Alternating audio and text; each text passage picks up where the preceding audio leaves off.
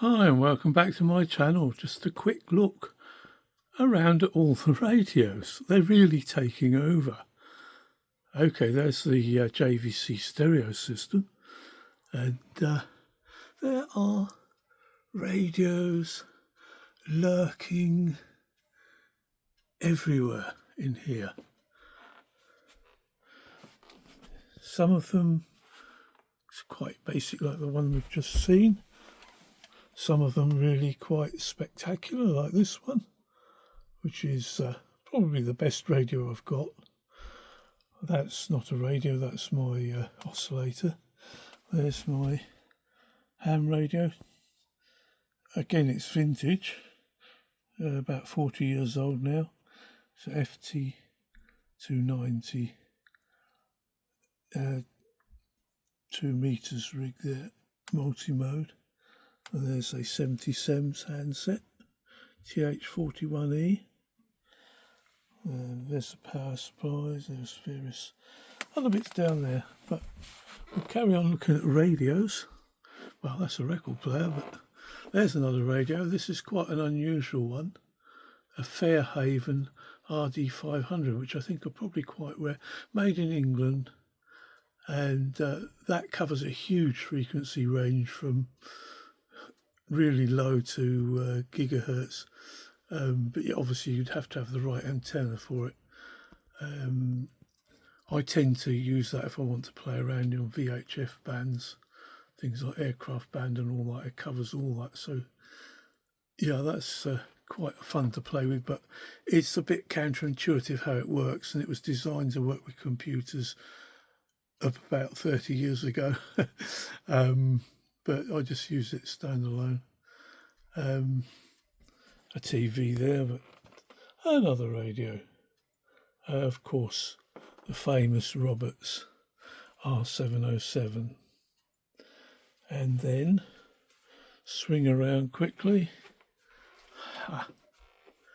There we have it. 2 hackers, both RP30s, both working. This one I won't be cleaning up because it's the one I was given by a pub landlord something like nearly 50 years ago. He'd kicked it across the room when his horse lost. So his wife gave the bits to me and said, "Tim, maybe this will be of use to you."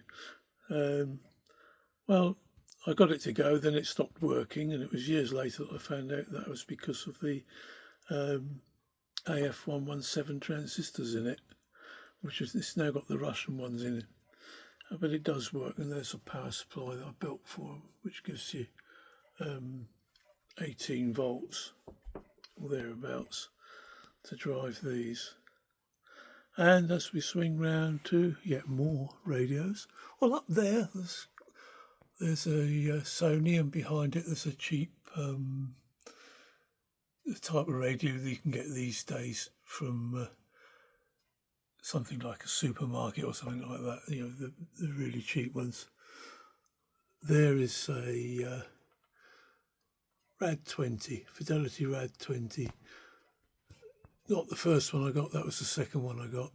I found that I could hang these up conveniently under the shelves, as there was no longer any room on the shelf. On the top shelf, at the end there, that's a JVC radio TV combination. Still works. Obviously I have to use a set-top box and a modulator to get the TV to work, but it does still work.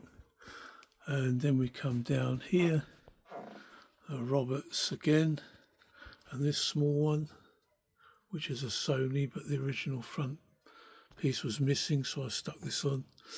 It works fine. I love this radio, Grundig Satelit Pro, or Satelit 5000, I think, something like that. Not Pro, I don't know where I got that from.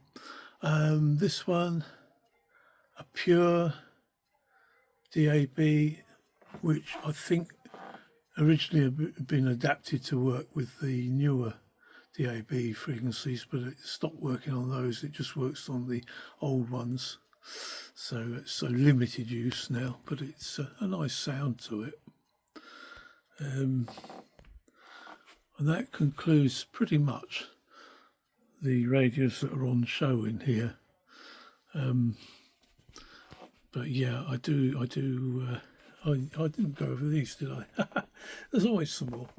Yeah, this rather strange sort of copy, I think, of some sort of Grundig, but it's got Eton on it, Chinese copy basically. It works, but it's not brilliant. The handle was broken. It's got a screw shoved in there so I can turn it. But it does actually, yeah, it's a generator one, so you can wind it up and charge the cell inside. And another Sony, which used to be my mother's. So I'll always look after that in her memory, and I still use that one daily.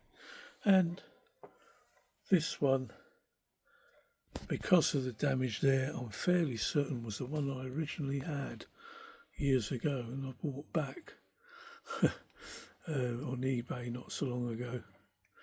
And I've never seen a blue one apart from pictures on the Radio Museum. So if anyone comes across a blue one, I think they must be really rare now. And again, let's say that pretty much concludes the look around the radios in here. The rest of it is various bits of test equipment and so on. So anyway, I hope that's of some interest, and hopefully we'll be doing some more videos once the Olympics are over and I stop wasting my time watching that. So for now, goodbye and catch you on the next one.